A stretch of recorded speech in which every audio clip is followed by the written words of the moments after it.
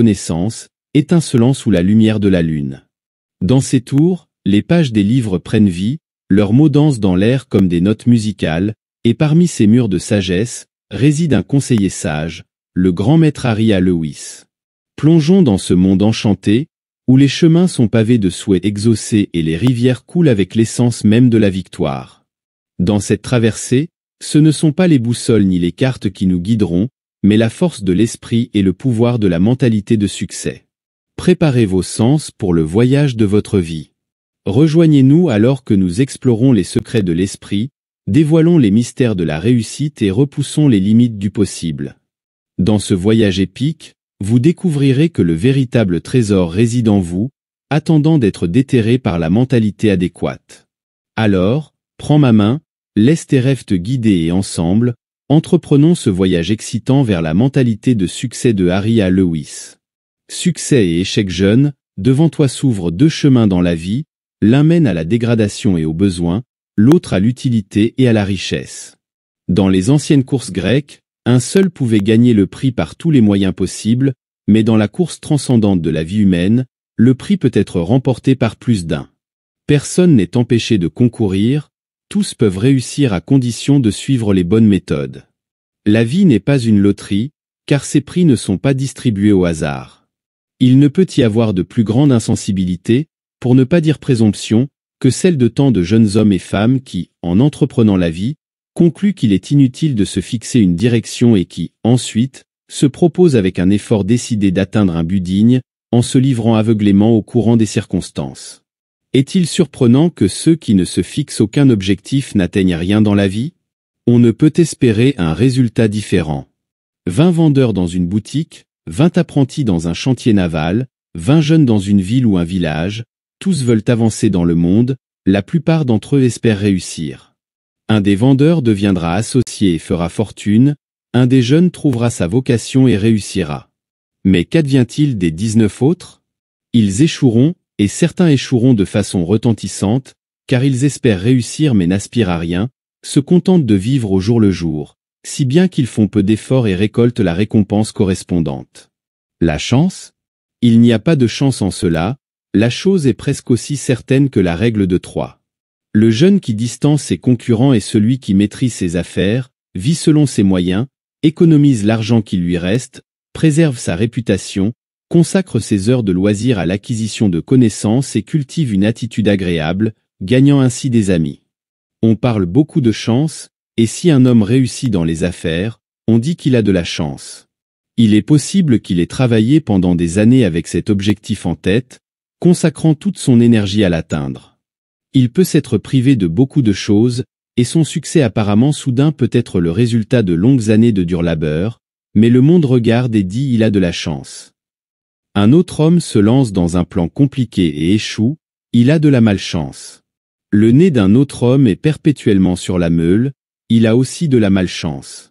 Peu importe s'il suit l'inclination plutôt que le jugement, s'il exerçait la moitié du jugement qu'il possède, il saurait qu'il doit échouer. Cependant, il n'est jamais prêt à s'attribuer l'échec, il l'attribue invariablement à la malchance ou blâme quelqu'un d'autre. La chance est un facteur qui n'existe pas dans la course au succès. Ruffuschaud a dit une fois, il y a peu dans la théorie de la chance qui apporte le succès à l'homme, mais le travail guidé par la pensée déplacera les montagnes ou les percera. Carla lui a dit, l'homme connaît son travail, puis il le fait. Combien de fois voyons-nous le signe « les gentlemen ne doivent pas paraître dans cette salle » ? C'est vrai, les gentlemen ne paraissent jamais, mais travaillent. Les lucioles ne brillent qu'en mouvement, seuls les actifs seront choisis pour occuper des postes de responsabilité. Le fait que sa capacité soit manifeste n'est pas un signe de chance. Thiers de France a été félicité une fois de cette manière. C'est merveilleux, Monsieur le Président, comment vous prononcez de longs discours improvisés sans avoir eu le temps d'y réfléchir. Sa réponse fut, vous ne me faites pas un compliment. Il est criminel pour un homme d'État d'improviser des discours sur des affaires publiques. Ces discours, je les prépare depuis 50 ans. La réponse remarquable de Daniel Webster fut le résultat d'années d'études sur la question des droits des États. Le professeur Maury raconta une fois l'histoire suivante. Il y a quelques années, un jeune homme entra dans une usine de coton et passa 1 an dans la salle des cartes. Il consacra ensuite une autre année à apprendre à filer, puis une autre à tisser. Il logeait chez une tisseuse et posait souvent des questions. Bien sûr, il acquit toutes sortes de connaissances, car il s'instruisait dans une bonne école et était destiné à être le meilleur de sa classe. Il devint surintendant d'une petite usine avec un salaire de $1500 par an. L'une des grandes usines de Fall River était en retard, au lieu de gagner de l'argent, l'entreprise en perdait, et ils avaient besoin d'un homme de premier ordre pour diriger l'usine. Ils s'adressèrent à un gentleman de Boston qui connaissait bien les principaux hommes dans la fabrication de coton. Il leur dit qu'il connaissait un jeune homme qui leur conviendrait, mais qu'il devrait lui payer un grand salaire. Quel salaire demanderà-t-il? Je ne peux pas le dire, mais je pense qu'il faudra lui payer $6000 par an. C'est une somme importante, nous n'avons jamais payé autant. Non, probablement pas, et vous n'avez jamais eu un homme compétent. L'état de votre usine et l'histoire que vous m'avez racontée aujourd'hui montrent le résultat. Je ne crois pas qu'il acceptera moins, mais je vous conseille de lui offrir ce salaire. Le salaire fut proposé, l'homme accepta, et ils économisèrent presque 40% des coûts de fabrication des produits la première année. Il reçut bientôt un appel de l'une des plus grandes entreprises de Nouvelle-Angleterre avec un salaire de $10 000 par an. Il n'était pas depuis plus d'1 an dans cette entreprise qu'on lui offrit un autre poste pour $15 000 par an. Maintenant, certains diront, eh bien, il a eu de la chance, ce gentleman était un ami qui l'a aidé à obtenir une bonne place. Mon cher, nous avons peu de patience avec de tels commentaires. Il est évident que ce jeune homme était décidé à réussir dès le début. Il a maîtrisé son métier en prenant son temps, en allant à fond. Une fois son métier maîtrisé, sa lumière a commencé à briller. Il est possible que ce gentleman l'ait aidé à obtenir un salaire plus élevé que ce qu'il aurait accepté, mais il est aussi évident que sa capacité était manifeste. Le gentleman savait de quoi il parlait. Le vieux proverbe selon lequel les circonstances font les hommes est simplement un loup déguisé en agneau. Qu'un homme soit conditionné en haut ou en bas, en ville ou à la campagne, s'il le veut, il le fera. Ceux qui croient pouvoir, peuvent. Les désirs échouent, mais les volontés prévalent. Le travail est la chance. Il vaut mieux rendre nos descendants fiers de nous que d'être fiers de notre ascendance. Il n'y a guère d'obstacles concevables au succès que certains de nos hommes de succès n'aient surmonté. Ce que l'homme a fait, l'homme peut le faire. Les hommes forts ont de la volonté, les faibles des désirs. Dans la lutte, les volontés prévalent. Certains écrivains feraient des hommes de simples bâtons emportés par la marée. Nous avons vu que la biographie réfute cette histoire. La volonté crée les circonstances au lieu d'être gouvernée par elles. Alexander Stephens, avec un corps de nain, a accompli le travail d'un géant. Avec une faux cassée, il a surpassé ceux qui avaient de fines machines à fauchère. La force de la volonté, dirigée par un esprit tenace, a souvent atteint le résultat souhaité. Tout le monde peut se laisser dériver, mais il faut du courage pour contrer un courant défavorable. Un homme échoue et blâme les circonstances. En fait, trop souvent, il a cédé à des luxes au-delà de ses moyens. Un gentleman a demandé à un enfant qui l'avait fait. La réponse fut « Dieu m'a fait à la taille d'un bébé, et j'ai grandi tout le reste ». L'erreur du petit déiste en omettant Dieu de sa croissance illustre une conviction. Nous sommes ce que nous faisons de nous-mêmes. Garfield a dit une fois, « Si le pouvoir de travailler dur n'est pas un talent, c'est le meilleur substitut possible. » Les choses n'apparaissent pas dans ce monde jusqu'à ce que quelqu'un les fasse apparaître. Une livre de courage vaut mieux qu'une tonne de chance. La chance est une fausse lumière. Vous pouvez la suivre jusqu'à la ruine, mais jamais jusqu'au succès. Si un homme possède une compétence renforcée par l'énergie, il ne manquera pas d'opportunités. La fortune des hommes dépend tellement d'eux-mêmes qu'il est tout à fait légitime de se demander comment chacun peut faire ou défaire son propre bonheur, atteindre le succès ou attirer sur lui les souffrances de l'échec. Concentration des efforts, l'homme qui n'a pas d'occupation se trouve dans une situation triste, l'homme qui manque de concentration des efforts est pire. Lors d'un récent test sur la puissance des plaques d'acier conçues pour le blindage des navires, 1000 canons ont été tirés en même temps contre elles, mais sans obtenir de bons résultats. Ensuite, un grand canon fut utilisé. Ce canon n'a utilisé qu'un dixième de la poudre de la force combinée des autres et pourtant, il fut constaté, une fois la fumée dissipée, que le boulet avait traversé la plaque. 10 fois la poudre nécessaire n'ont servi à rien parce que la loi de la concentration avait été ignorée. L'un des éléments essentiels pour le succès est la concentration. Chaque jeune homme doit donc déterminer tous ses points forts et discerner, si possible, son aptitude essentielle pour toute vocation qu'il peut choisir. Un homme peut avoir les talents les plus brillants, mais si ses énergies sont dispersées, il n'accomplira rien.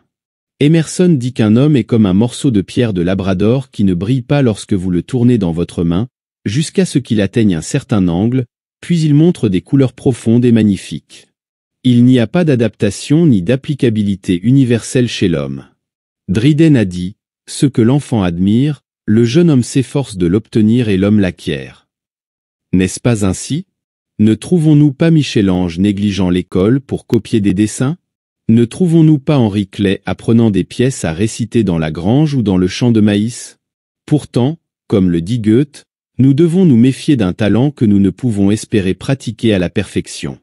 Aussi bien que nous puissions l'améliorer, toujours à la fin, lorsque le mérite du maître nous sera évident, nous regretterons douloureusement le temps et les forces consacrées à un tel fiasco.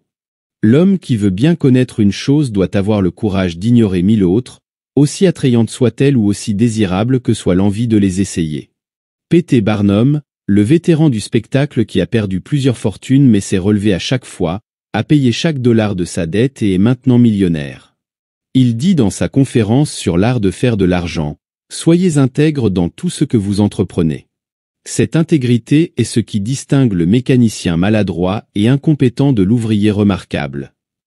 À l'époque où notre pays était nouveau, il pouvait y avoir une opportunité pour l'homme qui consacrait un seul coin de son cerveau à la profession qu'il avait choisie.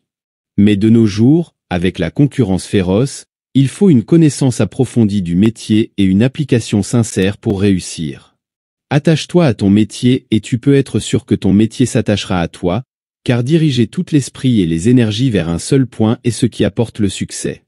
La première chose qu'un jeune doit faire après avoir choisi sa vocation est d'être complètement satisfait de son choix. Il doit en être complètement satisfait ou il sera battu dès le début. En arrivant à cette décision, il doit prendre en compte que s'il veut trouver une vocation où tout est lumière, où les nuages ne noircissent jamais le chemin, il doit chercher cette vocation dans un autre monde. Sur Terre, on ne trouve pas de telles choses. Lorsque nous voyons Spurgeon, le grand prédicateur londonien, influençant les foules, nous n'imaginons peut-être pas l'époque où, étant un pauvre garçon de à peine 18 ans, il commençait à prêcher au coin des rues à une foule de vauriens. Peut-être serions-nous disposés à partager la renommée dont il jouit maintenant, mais nous pourrions rechigner à faire les visites pastorales qu'il doit effectuer chaque semaine. Nous ne nous opposerions pas à la renommée de Webster, Calhoun ou Clay, mais nous pourrions penser qu'il est ardu de travailler nuit après nuit pour acquérir les connaissances qui leur ont donné cette renommée. Ah, combien d'entre nous se lasseraient en peu de temps? Lorsqu'on est satisfait de sa vocation, il faut y travailler, si nécessaire jour et nuit, tôt et tard, en temps et hors du temps, sans remettre à plus tard ce qui peut être fait. Le vieux proverbe « ce qui vaut la peine d'être fait, vaut la peine d'être bien fait » n'a jamais été plus vrai qu'aujourd'hui. Certaines personnes réclament une répartition de la richesse nationale. Ils ressemblent aux vagabonds méprisables qui disaient aux riches « J'ai découvert qu'il y a assez d'argent dans le monde pour nous tous si nous le répartissions également. Il faut le faire et nous serons tous heureux ensemble. » Mais le riche répondit « Si tout le monde était comme toi, tout serait dépensé en 2 mois et que ferions-nous alors ?» Diviser de nouveau, bien sûr, répondit le vagabond. Et pourtant, un nombre très considérable de personnes pensent que c'est la solution au problème du travail. La question est que nous devons distinguer la ligne de démarcation entre les droits de la propriété et les maux de l'oppression. Tout extrême est fatal. L'éducation est sans aucun doute la solution à la question du travail. Écoutez, notre pays est le plus libre, le plus grand, le mieux gouverné de toutes les nations de la Terre. Cependant, nous dépensons annuellement 900 millions de dollars pour les boissons alcoolisées et seulement 85 millions pour l'éducation. Ainsi, tandis qu'un dollar est destiné à l'éducation et à la richesse, plus de 10 dollars sont employés pour conduire à l'ignorance, à la dégradation et au besoin, plus de 10 fois l'influence pour le mal que pour le bien. Où est le remède? Que le Congrès, qui est censé contrôler nos intérêts, légifère contre l'ignorance et en faveur de l'éducation. Supposons que 900 millions soient utilisés annuellement pour l'éducation dans les universités pour les jeunes des deux sexes qui le mériteraient, qu'un fonds d'air frais soit inauguré pour les enfants de nos grandes villes qui n'ont jamais été sous son influence ennoblissante, mais qui, au contraire, n'ont jamais vu autre chose que le vice et la dégradation. 900 millions en un an, 9 milliards en 10 ans. Combien de milliers de jeunes pourraient aller à l'université si chacun n'était aidé avec 100 $ par an? Si cette somme était entièrement consacrée à cet objectif, on pourrait aider 9 millions de jeunes à aller à l'université en 4 ans. En 10 ans, il y aurait 18 ou 20 millions de diplômés universitaires issus de cette seule source. Quel serait le résultat? Supposons également que l'argent soit consacré à la construction de logements adaptés pour que les êtres humains y vivent. Voyez le bien merveilleux qui pourrait être accompli. Je ne souhaite pas donner ici une conférence aride sur la tempérance, mais l'objet de ce travail est d'aider les autres à réussir, et si le vice et la boisson étaient éliminés, il n'y aurait plus besoin de conseils supplémentaires. Là est la racine du mal. Arrachez-la, déracinez-la et piétinez-la jusqu'à ce qu'elle soit morte. Ne permettez pas qu'elle reprenne racine et vous pourrez raisonnablement espérer un certain succès. Ce chapitre traite de la concentration des efforts. Peut-être que certains imagineront que nous avons divagué. Cela n'est pas vrai. L'abolition de ces vices tend à la concentration. Les mauvaises habitudes, quelle que soit leur nature, conduisent à l'échec et tendent à détourner l'attention de sa propre vocation. Alors, le jeune qui veut réussir doit unir son cœur, ses sympathies, ses désirs avec le droit, mener une vie cohérente et strictement tempérée, et consacrer toute son influence à la mesure, en se reposant sur la certitude que, s'il met en action ses intentions, il réussira à plus d'un titre.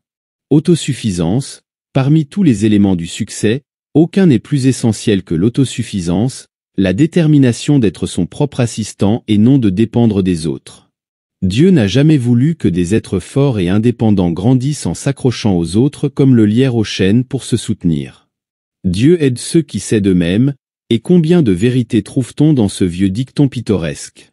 Tout jeune doit sentir que son bonheur futur dans la vie doit nécessairement dépendre de lui-même, de l'exercice de ses propres énergies plus que du patronage des autres.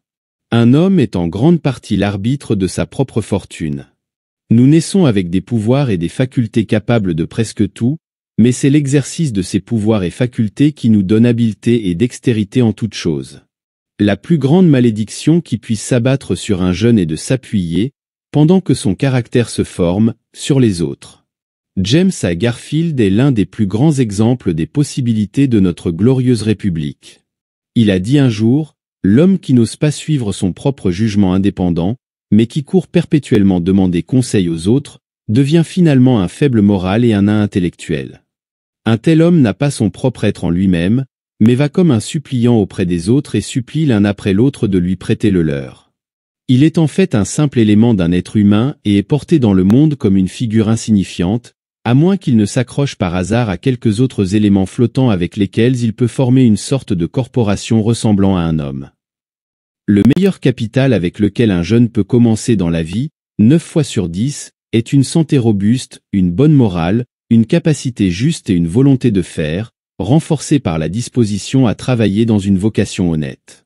Nous avons vu dans les pages précédentes que la grande majorité de nos grands hommes ont commencé la vie avec ces qualités et aucune autre. Les plus grands héros sur le champ de bataille, les plus grands orateurs anciens ou modernes, étaient les fils de parents obscurs. Les plus grandes fortunes jamais accumulées sur terre étaient le fruit d'un grand effort. Depuis Crésus jusqu'à Astor, l'histoire est la même. Le chêne qui se tient seul pour lutter contre la tempête enracine plus profondément et se maintient plus fermement pour les conflits à venir. Tandis que l'arbre de la forêt, lorsque la hache du bûcheron a endommagé son entourage, se balance, se courbe, tremble et peut-être est déraciné. Il en va de même pour l'homme. Ceux qui ont été formés à compter sur eux-mêmes sont prêts à affronter les batailles les plus dures de la vie, tandis que ceux qui se sont toujours appuyés sur leur entourage ne sont jamais préparés à faire face aux tempêtes de la vie qui surgissent à tout moment. Combien de jeunes hésitent et faiblissent en croyant qu'un capital initial est nécessaire pour commencer. Ils pensent que quelques milliers ou même quelques centaines dans leur portefeuille sont tout ce qu'il faut pour assurer leur fortune. Quelle absurdité! Que le jeune sache dès maintenant qu'il est indigne de réussir tant qu'il a de telles idées. Aucun homme ne peut atteindre le véritable succès, aussi bien placé soit-il, s'il ne dépend que de lui-même. Souvenez-vous-en. L'histoire ne nous donne-t-elle pas raison? Nous nous souvenons de l'adage, peu d'enfants nés avec une cuillère en argent dans la bouche atteignent la grandeur. Cela ne signifie pas que la richesse soit nécessairement un obstacle au succès des jeunes. Au contraire, nous croyons qu'elle peut être d'une grande aide dans certains cas et conditions. Mais depuis longtemps, nous avons écarté l'idée que la richesse précoce est un facteur prédéterminé du succès. Si nous devions donner notre opinion impartiale, nous dirions que, pour une grande majorité de cas, c'est un facteur préalable d'échec. Si l'on donne de la richesse à un jeune, trop souvent cela détruit toute confiance qu'il pourrait avoir en lui-même. Qu'il se réjouisse plutôt, ce jeune à qui Dieu a donné la santé et les facultés pour exercer ses capacités. Le meilleur type de succès n'est pas celui qui arrive par hasard, car comme il est arrivé par hasard, il disparaîtra également par hasard. La charité la plus sage, dans la grande majorité des cas, est d'aider les gens à s'aider eux-mêmes. Le besoin est très souvent la force motrice qui met en mouvement les énergies paresseuses. Ainsi, nous voyons facilement que la pauvreté peut être une bénédiction absolue pour la jeunesse. La véritable position d'un homme dans le monde est celle qu'il atteint lui-même. Que nous paraisse détestable la révérence des Britanniques pour les pédigrés. Les Américains vénèrent les réalisations. Et pourtant, nous tendons vers le contraire. La société est témoin de la façon dont elle sourit et honore l'employé à 8 $, tout en fronçant les sourcils devant le travailleur à 18 $. C'est une erreur. Le travail est le travail, et tout travail est honorable. Ce n'est pas seulement une erreur, mais une honte. Il vaut mieux faire en sorte que nos ancêtres soient fiers de nous que d'être fiers de nos ancêtres. Un nom vaut pour ce qu'il fait, non pour ce que ses pères ou ses amis ont fait. Si ces derniers vous ont donné une position supérieure, c'est votre honte de sombrer en dessous de cette position. La personne qui se croit au-dessus du travail et méprise le travailleur est elle-même l'une des créatures les plus méprisables de la terre de Dieu. Non seulement elle montre une intelligence terne de ces inspirations plus nobles dont Dieu nous a dotés, mais elle montre aussi un manque de bon sens. La chose la plus noble dans ce monde est le travail. Le travail sache tire l'ordre du chaos, construit des villes, distingue la barbarie de la civilisation et apporte le succès. Aucun homme n'a droit à une fortune, il n'a pas le droit d'attendre le succès à moins qu'il ne soit prêt à travailler pour cela. Un frère du grand orateur Edwin, après avoir écouté un de ses appels éloquents au Parlement, étant remarqué en train de méditer profondément, fut interrogé sur ce à quoi il réfléchissait. Il répondit, « Je me demandais comment Ned avait réussi à accaparer tout le talent de la famille. Mais je me rappelle que pendant toute son enfance, alors que nous jouions, il se consacrait à l'étude. Ah, c'est tout. » L'éducation morale ou intellectuelle doit être principalement son propre ouvrage. L'éducation est une éducation, peu importe comment elle est obtenue. Nous ne voulons pas que cela soit compris comme un mépris de l'utilité des collèges. Mais un simple diplôme universitaire ne servira pas à grand-chose à un jeune homme, comme nous l'avons déjà dit. L'éducation est tout aussi précieuse, peu importe comment elle est obtenue. Des études comme celles de Webster et Greeley parmi les pins noueux du New Hampshire, et de Thurlow-Weed. Avant l'incendie de la Maison de Savoir, ils sont aussi précieux une fois acquis que s'ils avaient la sensation d'un président d'université. Le monde se demandera seulement ce que je peux faire et aucun certificat universitaire n'aura beaucoup d'importance. La question est que si un jeune homme n'est pas doté de confiance en lui-même et d'une détermination ferme, les universités ne lui serviront à rien. Mais s'il les a, les universités le propulseront merveilleusement. Cependant, les universités ne sont pas essentielles pour le succès. Un idiot éduqué ne sera jamais un homme d'État. On dit que lorsque John fréquentait l'université de Yale, il était ridiculisé pour son application intense à ses études. Il répondit, « Eh bien, monsieur, je suis obligé de tirer le meilleur parti de mon temps pour pouvoir bien me comporter lorsque je serai au Congrès. » À cela, suivit un éclat de rire qui réveilla son sang du sud et il s'écria, « Le doutez-vous ? Je vous assure que si je n'étais pas convaincu de ma capacité à atteindre le Capitole national en tant que représentant dans les 3 ans à venir, je quitterais l'université ce même jour. Bien qu'il y ait quelque chose dans ce discours qui était peut-être inapproprié, le principe de la confiance en soi, cette foi en soi-même, cet objectif élevé dans la vie, est sans aucun doute la caractéristique marquante qui a valu à Calhoun son splendide succès. Aucun jeune homme ne réussira s'il ne cultive pas un esprit de raisonnement, s'il n'est pas original dans ses objectifs et ses desseins. En témoigne la tentative d'autres de continuer l'entreprise de Stuart. Non seulement ils avaient son expérience, mais aussi le bénéfice de sa richesse. Il a réussi sans aucune des deux choses, ils ont échoué avec les deux. Il a été contraint de mettre en place une entreprise, ils ont bénéficié de son grand parrainage. On dit qu'un avocat ne peut pas être un commerçant, car tandis qu'il est avocat, il pense par lui-même, quand il est commerçant, il laisse d'autres penser pour lui. Un grand fabricant a fait des gants de chevreau sa spécialité et a eu tellement de succès que sa marque, aujourd'hui, apporte les peaux de rat transformées en une valeur incommensurable par tout autre talisman. Le genre d'entreprise pauvre est celui qui dépend du jugement des autres. Rien n'est plus absurde qu'un homme qui espère atteindre le rang d'un Jupiter tonnant quand il emprunte tout son tonnerre. Rappelle-toi que le monde ne couronne vraiment que ceux qui ont acquis leur grandeur par eux-mêmes. L'économie du temps, beaucoup de joyaux d'un pur éclat serein se trouvent dans les sombres cavernes insondables de l'océan. Beaucoup de fleurs naissent pour rougir sans être vues et gaspillent leur douceur dans l'air désertique. Combien de jeunes, pour qui la nature a fait tant, rougissent sans être vus et gaspillent leur capacité. Franklin a dit, « Tu aimes la vie, alors ne gaspille pas le temps, car c'est de ça que la vie est faite. » Nous avons vu comment Franklin a utilisé son temps.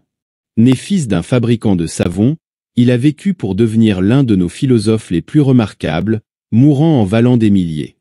Les conseils de ces hommes sont convaincants car nous ne pouvons pas nous empêcher de sentir que nos possibilités sont totalement égales aux leurs. Gladstone, le Premier ministre le plus éminent d'Angleterre, a dit un jour « Croyez-moi lorsque je vous dis que l'économie du temps vous récompensera dans la vie future avec usure, mais le gaspillage de celui-ci vous fera décliner jusqu'à ce que vous sombriez dans une existence inconnue et sans honneur. » Duello était si pauvre dans son enfance qu'il se réjouissait d'utiliser des morceaux de tapis pour couvrir ses pieds presque gelés. Ainsi chaussé, il a marché 2 miles pour emprunter une histoire de la Révolution française, qu'il a dominée étirée devant le feu de l'érable, observant comment les chaudrons de sève se transformaient en sucre d'érable. C'est ainsi qu'il a posé les bases de son éducation qui, les années suivantes, lui ont permis d'exercer un pouvoir aussi puissant, devenu célèbre sous le nom de faiseur de rois. Elio Bury, fils d'un pauvre agriculteur, est le plus jeune de 10 frères. À 18 ans, il devint apprenti forgeron. Il voulait être érudit et acheta quelques ouvrages en grec et en latin, les emportant dans sa poche et les étudiant tout en travaillant à l'enclume. De là, il passa de l'espagnol à l'italien et au français. Il avait toujours son livre à portée de main et s'améliorait à chaque moment libre. Il étudie cette langue en une seule année, puis enseigne pendant 1 an à l'école, mais sa santé se détériore et il se consacre au commerce des épiceries. Bientôt, l'argent qu'il avait est balayé par les pertes. Ici, nous le voyons à 27 ans avec la vie apparemment échouée. Combien auraient-ils abandonné? Il quitte New Britain, sa ville natale, se rend à Boston, puis à Worcester, où il recommence à exercer son métier. Son ek don les affaires attire son attention sur de nouvelles études. Maintenant, il est convaincu de la voie à suivre. Son objectif est fixé et il se consacre avec beaucoup d'efforts à sa réalisation. À 30 ans, il maîtrise toutes les langues européennes et se consacre à celles d'Asie, telles que l'hébreu, le syriaque et le chaldéen. Un riche gentilhomme lui offre un cours à l'université de Harvard, mais il préfère travailler de ses mains tout en étudiant. Maintenant, il commence à donner des conférences et tout le monde est impatient d'entendre le savant forgeron. Après une tournée très réussie, il retourne à l'enclume. Ensuite, il visite l'Europe, devient l'ami chaleureux de John Bridge et d'autres hommes éminents, écrit des livres, donne des conférences, édite des journaux, construit une église et organise des réunions. Il a dit lui-même, « Ce n'est pas le génie qui gagne, mais celui qui travaille dur et mène une vie pure. » Il choisissait uniquement les meilleurs associés, car il croyait que les compagnons d'un garçon ont beaucoup à voir avec son succès dans la vie. À 68 ans, il est décédé, honoré par 2 hémisphères. Si nos auditeurs veulent une preuve supplémentaire de l'effet de l'amélioration des moments libres, qu'il étudie les vies d'hommes comme Douglas Lincoln, Grant Garfield, Bland Cleveland et d'autres, trop nombreux pour être mentionnés, et ils constateront qu'ils ont été élevés dans les rangs les plus bas de la vie mais, en utilisant chaque minute disponible, ils ont pu accéder à l'influence et à l'utilité. Ainsi, ils ont transformé les restes de leur propre temps en des résultats de grande valeur. 1 heure par jour pendant 10 ans transformera n'importe qui, d'une capacité ordinaire à l'ignorance à l'apprentissage. Pensez Y, 1 heure pourrait facilement être améliorée chaque soir, comptant 300 jours par an, en 10 ans, vous aurez passé 3000 heures d'or. Si vous vous orientez vers un objectif spécifique, pensez à ce que vous accompliriez. Ensuite, il y a les dimanches consacrés à la connaissance religieuse. Une des premières choses que doit apprendre celui qui veut réussir est l'économie du temps. La richesse perdue peut être remplacée par l'industrie, la santé perdue par l'hygiène, mais le temps perdu est perdu pour toujours. L'excuse la plus courante que l'on entend est celle-ci, « je n'ai pas le temps ». Ils se trompent eux-mêmes avec l'illusion qu'ils aimeraient faire ceci ou cela mais qu'ils ne peuvent pas parce qu'ils n'ont pas de temps libre. Cher auditeur, as-tu déjà pensé que plus une personne a à faire, plus elle croit pouvoir en faire? Regardez les hommes de notre propre communauté qui ont le plus fait pour l'humanité. Ce sont les riches dont le seul but semble être de tuer le temps. C'est presque universellement la classe surchargée de travail, qui semble déjà accablée de soucis. Ce sont des hommes qui trouvent le temps de présider des réunions publiques et de servir dans des comités. Il est plus facile pour un homme surchargé de travail d'en faire un peu plus que pour un paresseux de se mettre à l'ouvrage.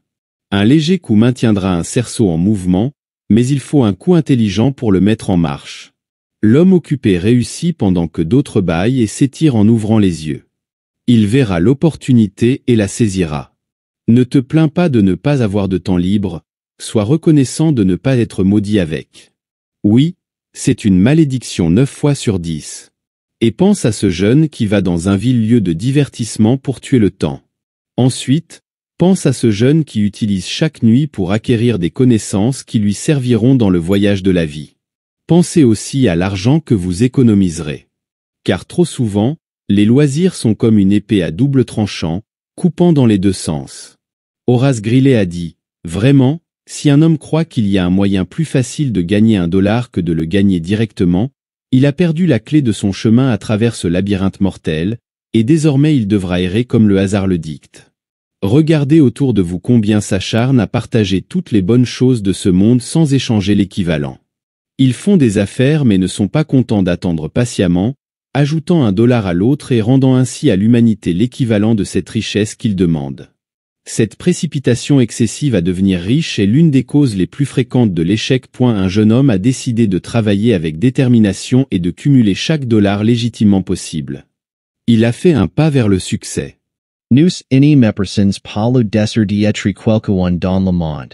Mais nous disapprouvons ferment le desser d'acquérir de la riqueza par la spéculation aux de moyens illicites.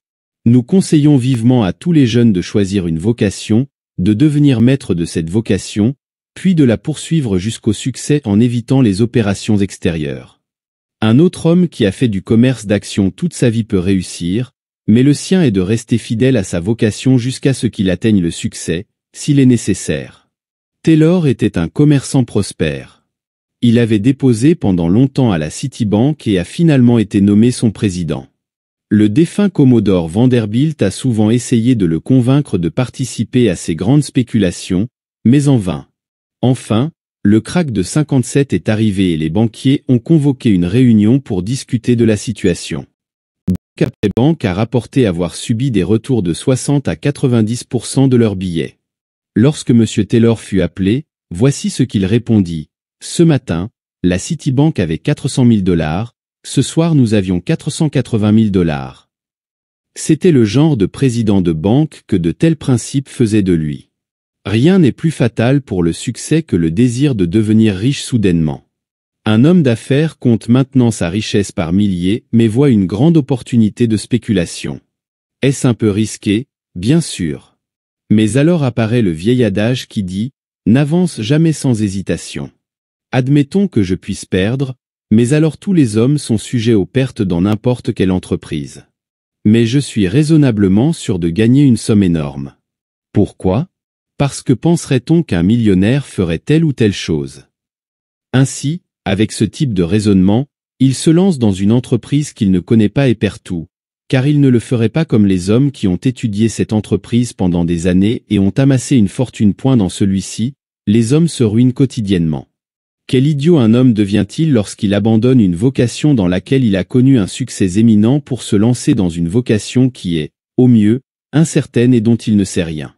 Permets-moi de te prévenir une fois pour toutes, si tu veux réussir, n'entre jamais dans des opérations extérieures, surtout si elles sont de nature spéculative.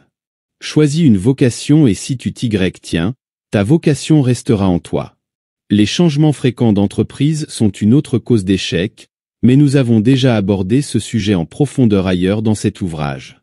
Par conséquent, il nous semble superflu d'en ajouter davantage ici. Il est vrai que certains hommes ont réussi en apparence en dérivant. Le docteur Adam Clark a dit le vieil adage sur trop de fer au feu transmet une abominable mensonge, gardez-les tous dans le feu, poker, pince et tout, mais le docteur Clark semble oublier que la plupart des personnes qui tentent de suivre son conseil se brûlent les doigts ou trouvent que leurs fers refroidissent plus vite qu'ils ne peuvent les utiliser. Nous ne pouvons pas tous être des Clark, même si nous essayons, et en suivant cette méthode, la plupart d'entre nous échoueront. Mais en suivant une ligne de procédure, nous pouvons finalement réussir. L'extravagance de la vie est une autre cause prolifique de faillite. Un homme imagine que louer un cheval et se promener dans le parc prouvera aux gens qu'il est aussi bon que le voisin qui monte son propre cheval. Il se trompe avec l'idée que ce genre d'extravagance le placera aux yeux de ses pairs sur un pied d'égalité avec les millionnaires. Le docteur Franklin a dit que ce ne sont pas nos propres yeux mais ceux des autres qui nous ruinent. On a dit que le commerçant qui pouvait vivre avec 500 livres par an il y a 50 ans en a maintenant besoin de 5000. Dans la vie, il faut éviter la coutume de l'épargne est sage et de la dépense est folle. Un homme peut croire qu'il sait tout sur l'économie et pourtant ignorer ses premiers principes. Par exemple, un homme d'affaires peut conserver tous les bouts de papier imaginables pour écrire, en utilisant tous les enveloppes sales qui croisent son chemin. Cela se fait au lieu d'utiliser une en-tête de lettres soignées et un papier propre avec un coût supplémentaire minime, mais avec un gain considérable en influence que cette lettre aura sur l'autre. Il y a quelques années, un homme passa la nuit dans une ferme. Après le thé, il avait très envie de lire mais cela lui était impossible en raison du manque de lumière d'une bougie. En voyant son dilemme, l'hôtesse lui dit « Il est assez difficile de lire ici la nuit. » Le proverbe dit qu'il faut avoir un bateau en mer pour pouvoir allumer 2 bougies à la fois. Pour elle, l'idée de gaspiller 2 bougies en même temps lui semblerait aussi absurde que de jeter un billet de $5 au feu.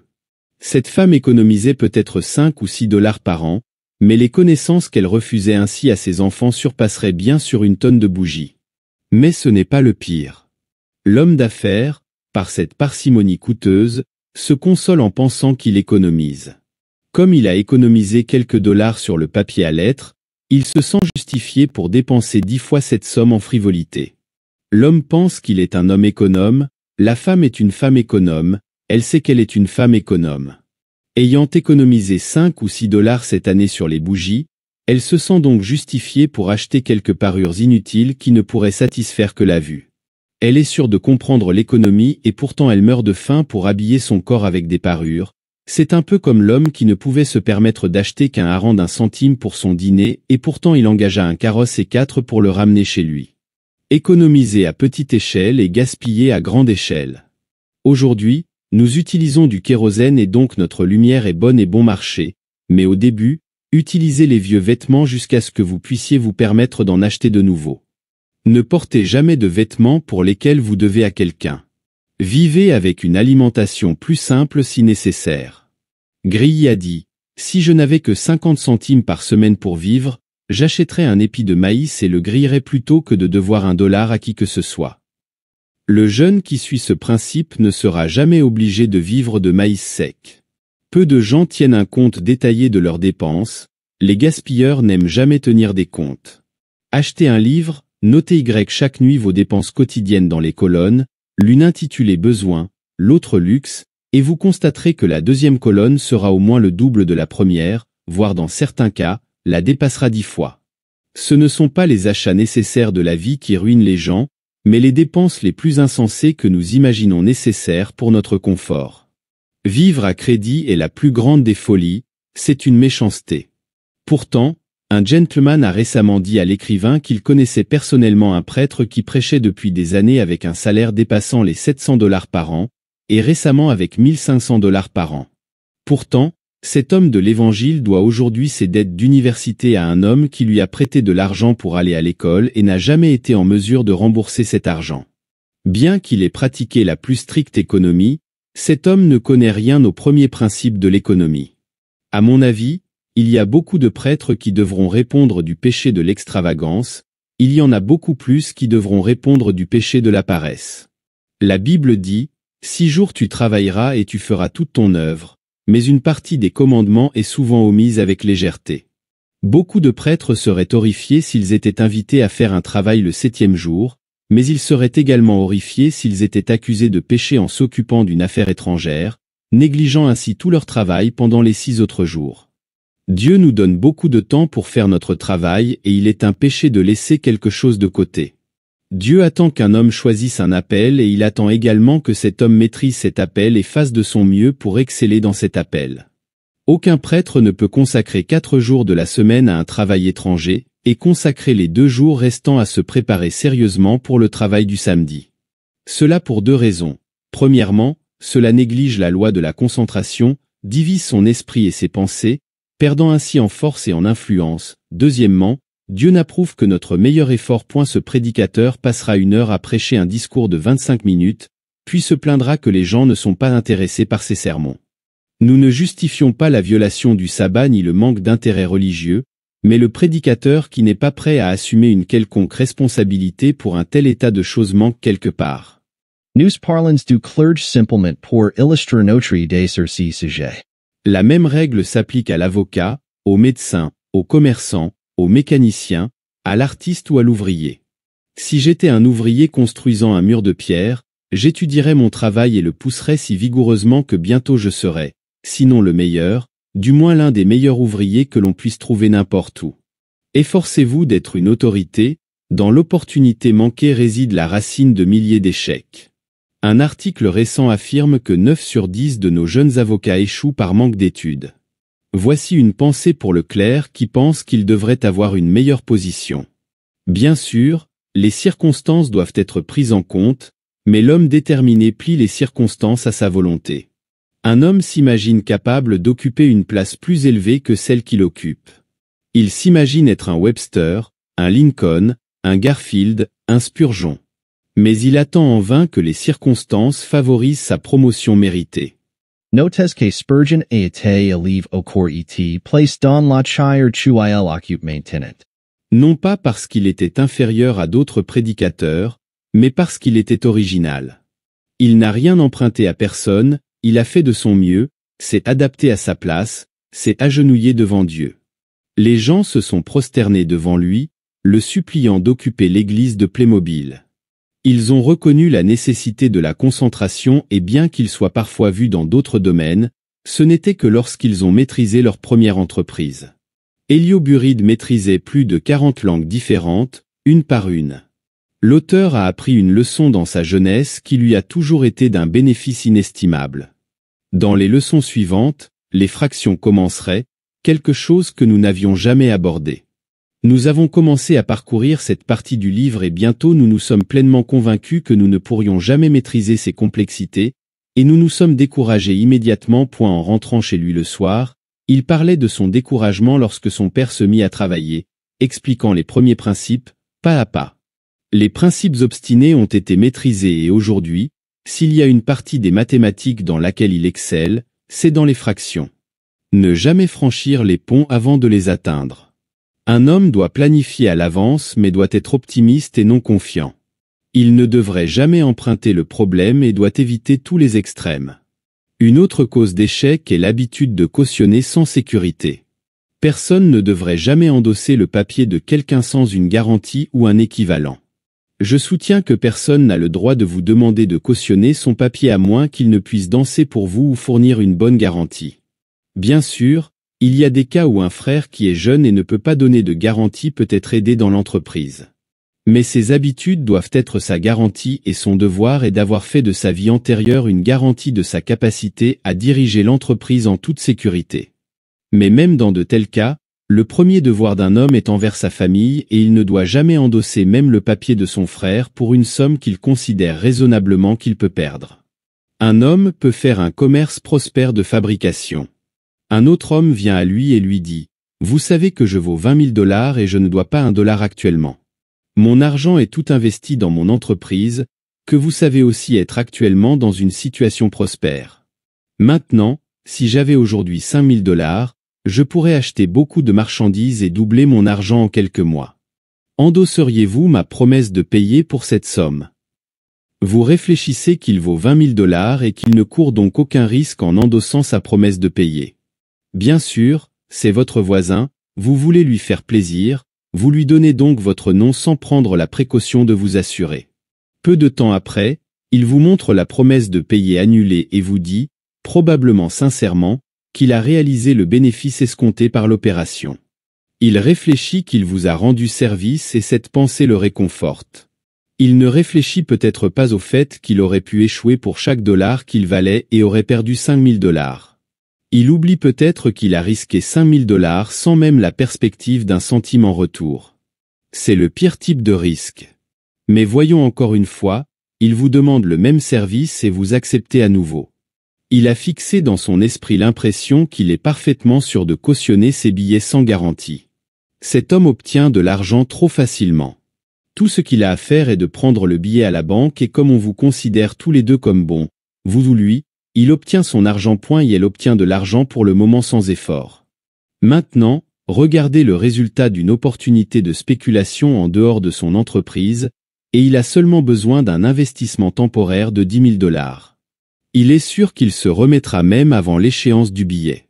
Il met le montant devant lui et signe mécaniquement, étant fermement convaincu que son ami est parfaitement responsable.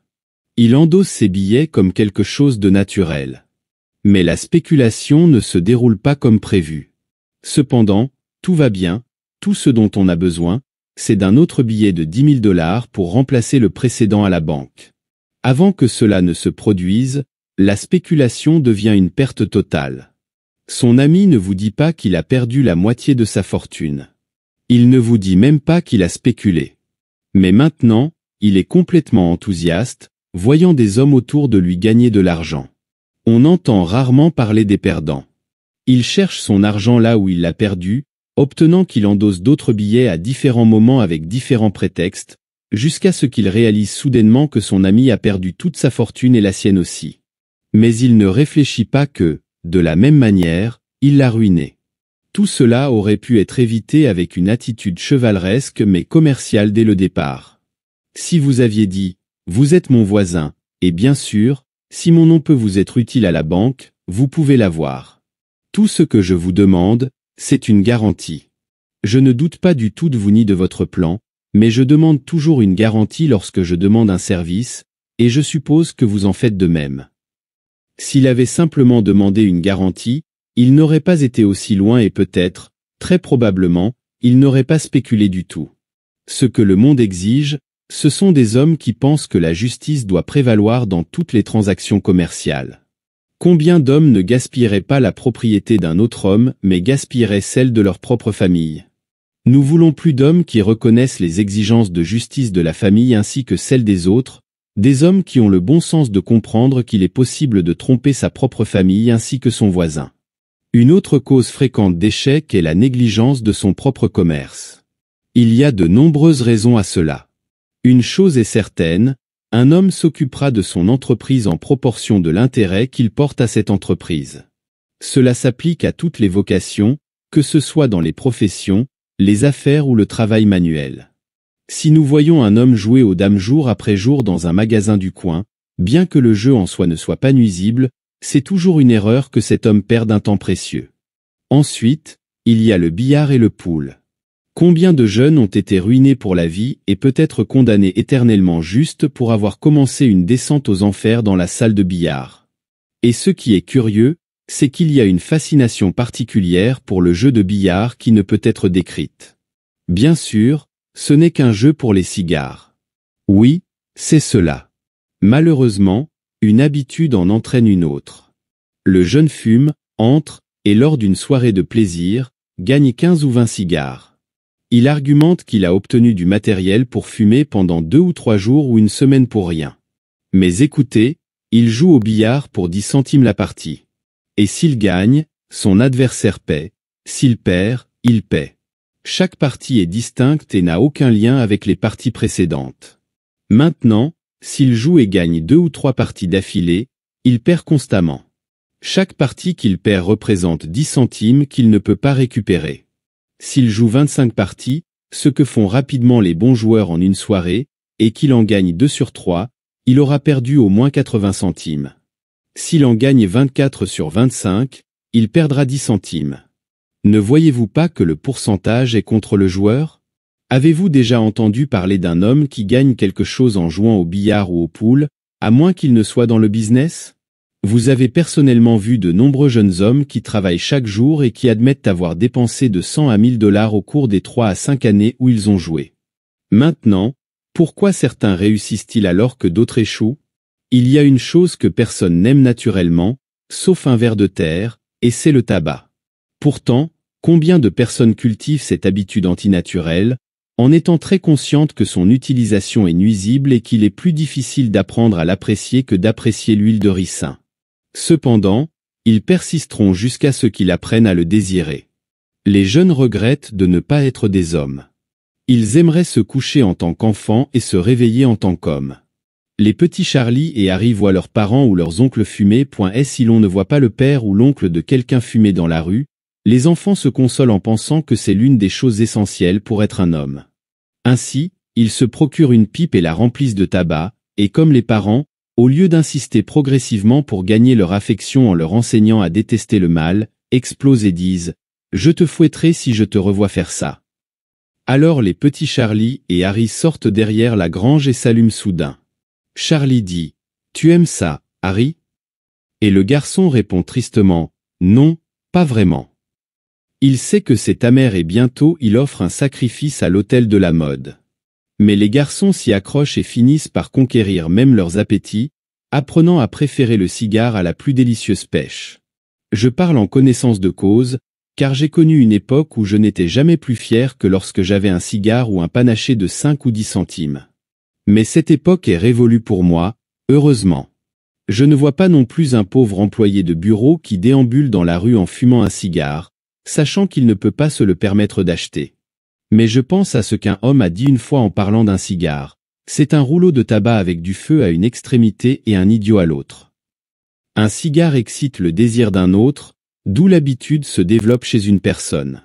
Ces observations s'appliquent avec 10 fois plus de force à l'usage de substances intoxicantes, car même si un homme a été béni d'intelligence, si son cerveau est embrouillé et son jugement déformé par les boissons enivrantes, il lui sera simplement impossible de réussir, du moins à son plein potentiel. Les orateurs ont parlé pendant des années de la dégradation et du besoin que nous apporte le ver social. D'innombrables histoires d'hommes qui ont abandonné tout ce qu'il aimait dans ce monde pour satisfaire ses désirs antinaturels ont été racontées. Une habitude consentie en amène une autre. Nous avons vu comment même l'innocent habitude de fumer peut influencer un jeune à prendre la prochaine étape. Une fois dans la salle de billard, il n'est pas difficile de voir comment les jeunes peuvent être entraînés à boire, d'abord une chose, puis une autre, et nous ne dirons rien des cartes, des jeux de cartes, du jeu compulsif, qui ne sont que le résultat naturel de ces autres mots, c'est-à-dire qu'ils y tendent, ils les accompagnent, et là où l'on trouve une chose, on trouve souvent l'autre. Le médecin légiste peut en dire plus sur les conséquences des mauvaises habitudes que moi à ceux qui peuvent être aujourd'hui aussi malchanceux que pour être sous le charme de n'importe quelle habitude. Permettez-moi de vous dire que vous pouvez surmonter cette habitude et apprendre à la détester aussi. Jeune homme, vous désirez être riche et réussir, mais vous méprisez les principes fondamentaux du succès, et c'est pourquoi vous échouez. Pourquoi ne le feriez-vous pas? C'est comme si vous prétendiez construire une bonne maison sans fondation. Vous désirez gagner de la richesse, mais vous dépensez 20 centimes chaque jour dans une extravagance ou une autre, ce qui, avec les intérêts, s'élèvera à plus de 19 000 $ à la fin de 50 ans, et c'est un sujet de réflexion pour vous lorsque vous souhaitez à nouveau être riche et que vous tirez ensuite 10 centimes de votre poche sous la forme d'une cigarette et que vous la brûlez. Laissez simplement passer par votre esprit la pensée, quelle sottise je commets chaque jour. Un homme a récemment dit à l'écrivain qu'il dépensait $1 chaque jour pour traiter et fumer. Il est marchand de glace à New York et a fait un bon commerce pendant 30 ans. Je ne peux pas dire combien de temps il a dépensé ce dollar par jour, mais je sais qu'$1 gagné chaque jour avec intérêt fera qu'un homme vaudra plus de 475 000 $ dans 50 ans. En 25 ans, la personne moyenne gaspille suffisamment pour que n'importe quelle famille soit à l'aise. Les centimes sont gaspillés dans le désir d'obtenir des dollars. Ces dollars ne sont pas aussi essentiels au succès que les centimes. Le vieil adage « l'honnêteté est la meilleure politique » est sûrement vrai à plus d'un titre, car il y a plus d'une façon de réussir dans ce monde. Un homme peut réussir dans l'honneur national et pourtant avoir peu de biens dans ce monde. Beaucoup de congressistes qui ont peu d'argent, et parfois ressentent le besoin d'argent, ne changeraient pas de place avec un Rothschild. Mais il n'est pas nécessaire d'être un Rothschild ou un Webster pour réussir. Je me demande si l'homme qui a vécu entièrement pour lui-même est heureux, même s'il est riche comme Crésus ou aussi honorable que Démosthène. Par conséquent, ne perdons pas de vue la loi fondamentale du succès. Faites aux autres ce que vous voudriez qu'ils vous fassent. Mettez-vous à leur place. Qu'est-ce que le succès?